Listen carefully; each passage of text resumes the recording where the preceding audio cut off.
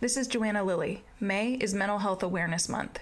Since its inception in 1949, Mental Health Awareness Month has been a cornerstone in addressing the challenges faced by millions of Americans living with mental health conditions. Although this month of recognition has been in existence for a while, stigmatization around mental health still exists. Throughout the month of May, we are bringing you episodes from the parent perspective to highlight this special month. Welcome to the Parent Series, brought to you by Success is Subjective. It's time now for the Success is Subjective podcast. Here is your host and therapeutic consultant for young adults only, Joanna Lilly.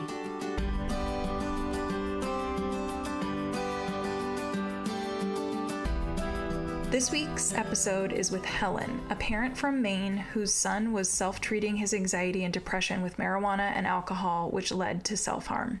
After many years of trying to help him with local therapists and school resources, Helen realized they didn't have the tools to help him. They reached out to a friend who is a therapeutic consultant and ended up enrolling their son in a woods therapy program in Vermont. What's unique about Helen's case is that 5 days after her son graduated from the program, their older daughter asked specifically to have a similar experience for herself and enrolled in the young adult group at that same program. Helen says that both of her children had learned tools that they can utilize for the rest of their lives. Let's not wait any longer. Here's Helen.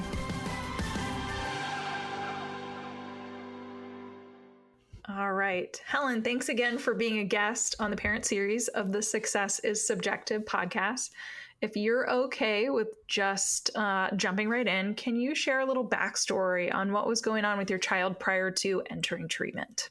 Yes. My child was treating his anxiety and depression with alcohol and marijuana. And he also had an ingrained thought with himself that he was stupid. And so COVID hit, and we had been trying therapy and whatnot for years. And we sent him to boarding school, and his anxiety and his use of marijuana and alcohol became more consistent, I guess you could say, for treating his anxiety and his depression. And he started cutting, and school basically told us that he wasn't welcome back unless he got help. That's pretty drastic. Yeah. And we had tried prior to this letter from school with therapists and through his public school and whatnot to try to help him through these issues, but we just figured we couldn't do it on our own anymore. Yeah. So just as a parent, I'm kind of curious, right? If you're talking about him being in boarding school too, maybe there's a physical distance, but I'm just curious for you as a parent, like how were you feeling, like the emotions that you were experiencing knowing that your child was struggling? And I asked this question because, let me also front load this. I asked this because, and I've been consistently having this conversation with a lot of other parents, we're still in a place of kind of being siloed, right? The stigmatization of our children struggling, and as parents, us not feeling comfortable reaching out to others or not knowing who to reach out to. And then obviously you're just kind of in this place where you're really, really focused and overwhelmed dealing with your child. And sometimes we're not in touch with the full range of emotions that we're actually experiencing ourselves. So that's where that question comes from. And I'm just kind of curious if you feel comfortable sharing some of those feelings that you had at that time. Sure. Well, I mean, multiple feelings. Even when he was going to public school at our house, you see things happening, you smell things happening, you try your best to, I guess, go through all the things parents do, like punish, remove things. That all didn't work at all. Trying to work with school, and public schools don't have necessarily all the tools in their box. Try to deal with those things outside of school. Multiple therapists and things like that. And it's just challenging for a parent in general. So you're sad, mad, anxious, scared. You go through the gamut, and you don't know if your child's going to wake up the next morning, if they slept through the night. It's just, it's horrible. Yeah, it's a lot. Okay, so Thank you for sharing that first and foremost. So school's letting you know, hey, your kid's not welcome to come back, not because obviously we don't like your child. It's just there's a lot going on and that needs to be prioritized. So as a parent, what did you end up doing? What was that treatment journey for your son after leaving school? Yep. So I have a good friend who happens to be in the therapeutic world, I guess you could say, as an observer consultant person. And so I immediately called her to be like, what do I do? And she gave me some options of what was out there. He wasn't a kid that had like emotional issues in regards to harming someone else, or it was just he was a good kid that had made a lot of poor choices, but they weren't extreme choices either, just more isolating choices. So she suggested a therapeutic woods program. And so that's what we decided to do. Does that answer your question? Yes. Okay. Totally does. And oftentimes, and we've talked about this on the podcast before, a lot of times when parents are looking at any type of outdoor-based program, sometimes the conversation on the front end doesn't even include what you might expect on the back end, right? It's just like we're so focused on getting this care right in this moment that we don't necessarily know the full duration or what that continuum is going to look like. So I do want to ask kind of what your son's experience was after the Woods program, but I'm just kind of curious, how was that experience for him? And then also, how is it for you as a parent? And we're talking about, I don't know how many years ago this was, so maybe you can also kind of share a little bit of insight with that too, because sometimes what we see is, when you're in it or you're newly out of it, your perspective of that treatment experience is very different now than it was when you were in it or years down the road. And so I just want to kind of hear, how was that experience for him? And then again, that perspective for you as a parent too. Okay. This program that was recommended to us is a very parental involved process. We had our own therapists, as well as he had his own therapists, as well as he had his guides as well. So we were meeting with his therapist and our therapist 2 separate times once a week for a minimum of an hour. His therapist twice a week, our therapist once a week. And we had to send letters back and forth to him in the woods. I don't know if that's normal for all woods programs, but it was I think like we were involved every week, multiple times a week with him in the program. So he's been out for 3 years now. The process was very intense.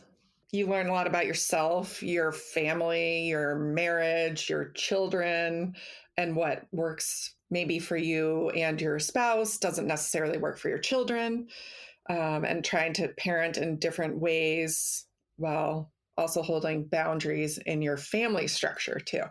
So it's very challenging, very challenging. He went in, he had to walk in the door. We picked him up from school and we took him directly there, and he would not walk in the door. So we made a deal with the therapist who came out to meet with us, including my son, that he would come back the next day and he would walk in the door freely. But he wanted a day at home in his bed before, because he had been COVID lockdown even in boarding school. They didn't go anywhere or do anything. So he just wanted to come home. He hadn't been home in 4 months. Yeah, so we drove him there and we drove him back, and he walked in the door. He was not excited about it. And he learned a lot about himself. Is it the end all be all? I don't think so, but it was definitely a good step forward for him. Yeah.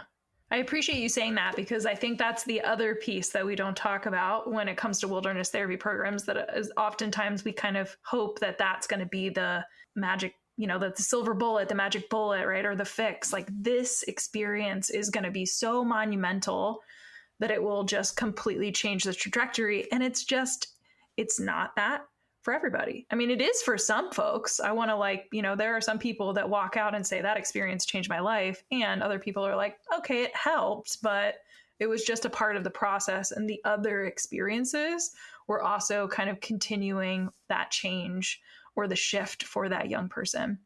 Yeah. So next question, did he go back to the same boarding school after that Woods experience? No, they recommended he change boarding schools. Okay. But he did not.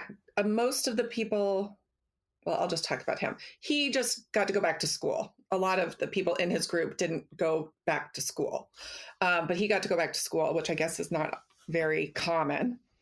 He went back to school and different boarding school and wasn't thrilled with that whole scene. But again, he learned from that experience. And then he had a year there and he decided to go back to his original boarding school, which was really tough because he left that school as one person and he came back as a different person.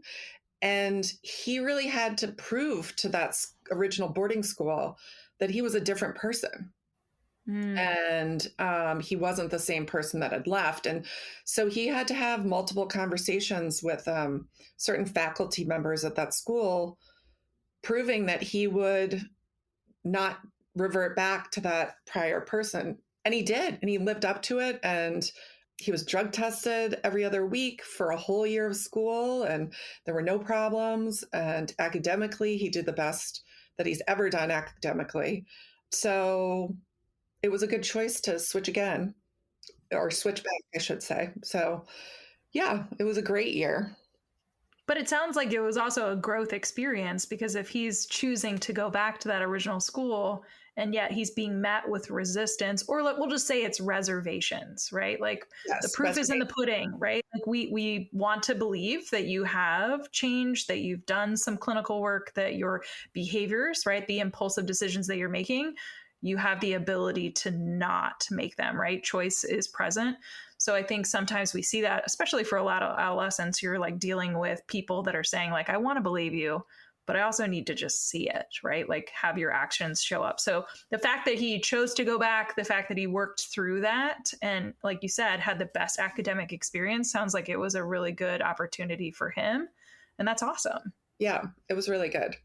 And I think he learned a lot about himself in the woods, that he wasn't stupid, that he, had these things that he needed to like work on, but the self-medicating them wasn't going to help him. I think also one big thing, I don't know if you talk about in your podcast, is taking away their cell phone for 3 months and they can live without it is a huge, huge learning curve for this generation. My youngest is 19. 5 days after he graduated from his wood program, my 20-year-old at the time said, I need to do that. And she went into the woods, the same program, 5 days later, Wow. because she saw the difference in him. And I don't think right now we're 3 years out. I don't think they recognize the difference in themselves yet. They're still both young, struggling, teen, early 20s kids. It's just a part of their life. But I think in the long run, I think they'll look back on it as a big altering the course of their future. Yeah. They learned a lot of skills. Exactly. I was going to say they have the ability to go without, which a lot of people don't because they've never had that experience. And I'm glad you brought that up, because I feel like that's probably when I suggest to people like any type of woods experience or outdoor behavioral health type program, honestly, sometimes the priority or the focus is like, let's just have an opportunity to disconnect from technology for a little bit, because a lot of the times that's a huge driver in access, right? Relationships, unhealthy decisions. Like we know this is a silly example, but you can DoorDash anything. And I didn't know that as a parent. Yeah. I didn't know things could come to my mailbox at 11 o'clock at night when I'm sound asleep. And because he had a separate Snapchat page that isn't visible on your phone. So it's amazing. No matter how smart you think you are, they're smarter when it comes to technology. So, and it's changing so rapidly too. So, and the common current at the public school and their therapeutic scenario says don't take their phone away, because you'll make their life worse, because you'll isolate them more. And I'm sorry, I don't agree with that. Yeah, that's a hard one to say that that's an appropriate intervention for everybody, or like kind of a blanket response for everybody.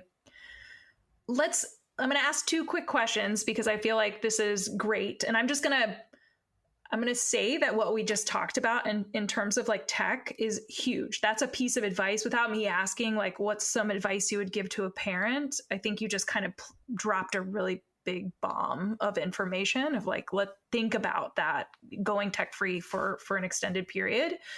While you were in this process, either like while your son was in the woods or your daughter, I know you kind of talked about that particular program and a lot of the family involvement, like having your own individual therapist. I was just curious if there was also any other type of parent resource that you accessed during the times that both of your kids were in treatment, or even in boarding school too, like podcasts, books, anything else that you felt like you accessed or were recommended and would encourage other parents maybe going through this process right now to look into? I didn't really. And the only reason I didn't is because I accessed my friend probably more than she ever needed to be accessed. And she was the one with all of the resources. So if I had questions or concerns or comments or struggles, I would call her and she would say, let me reach out to some people and get back to you. So she was my resource per se, and my constant bouncing off of information as well. And my husband chatted with her about his concerns as well, because she's been doing this for such a long period of time. Yeah. Well, what I'm hearing too is if you happen to know somebody that could be that resource, lean on them heavily. If you don't, you got to work your way through to find someone like that so that you can get connected to the right resources that you need as a parent. Yeah, she was a huge learning curve for me because when you have a therapeutic consultant like yourself, you're in the industry. It'd be no different than hiring an architect to build a house, right, or a paver to do your driveway. I mean, you guys do that day in, day out, where I'm just dropping my most valuable subject into I don't know where, and just having, utilizing some sort of person in the industry was a huge game changer for me. Yeah. If you could give, last question, just any additional direction, guidance, support, advice for a parent that might be kind of going through this process right now, an example of somebody whose child is literally being asked to leave their school right now, or even a parent of a young adult who's saying, I need a break. Can you facilitate this for me? Can you support me doing this? Any imparting advice that you would share with a parent going through this right now? I would just say it's really hard to lose control of your child in this way and like walk out the door and hope that they have the best help that they can possibly get. But also that third party, again, similar to the consultant or the architect or whatever, has done this so many times before that if you pick what's right for your child and you know in your heart of hearts that that is the right thing to do, no matter how hard you struggle with it, I think you've got to give them the benefit of doubt of doing it. And that's, I think my kids came out different people on the other side of it, and two different directions of different people. So both good. Well, Helen, I appreciate you taking the time to share your story about both of your children and your experience from the parent perspective. Thank you again for carving out time and being vulnerable. And we know that there are parents listening to this that are going to appreciate hearing your anonymous story. And so just thank you, thank you, thank you. Here's my gratitude for you imparting your experience out into the universe. Thank you for having me.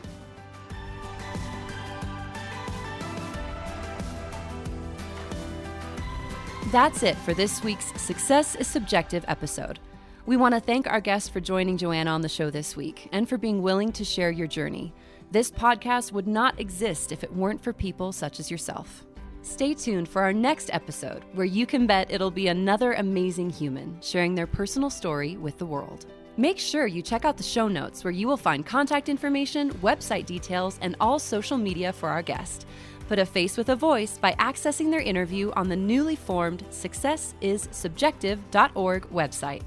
If you are interested in being a guest on the podcast, you can email Joanna at joanna@successissubjective.org. Be sure to check out the collegealternative.org and lilyconsulting.com websites for additional resources outside of podcasting. If you are listening to the show on Apple Podcasts, please subscribe to the show And while you're at it, feel free to leave a review. You can also download to listen to the Success is Subjective podcast on other popular podcast apps such as Audible, Google Podcast, iHeartRadio, Spotify, Stitcher, and TuneIn Radio. Last but not least, Success is Subjective is listener supported, made possible by our team and by you. You can support this podcast by joining the Patreon community at patreon.com/successissubjective. Thank you for tuning in, and remember, there is no single path through life. Success is what you make it.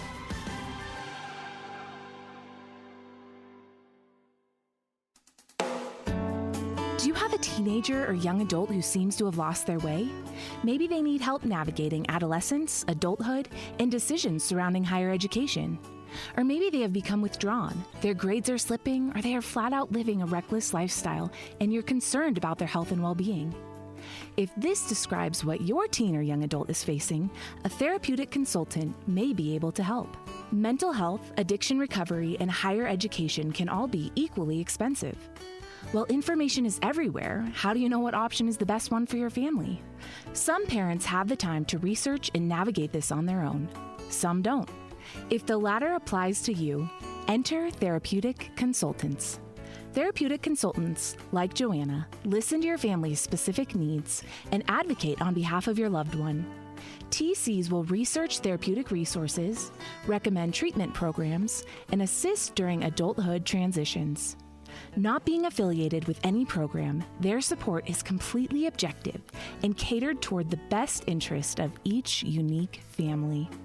To find a qualified therapeutic consultant to work with, check out TCA, also known as the Therapeutic Consulting Association. Their website is therapeuticconsulting.org, all one word. Again, that's therapeuticconsulting.org. Then click the Find a Pro tab up at the top.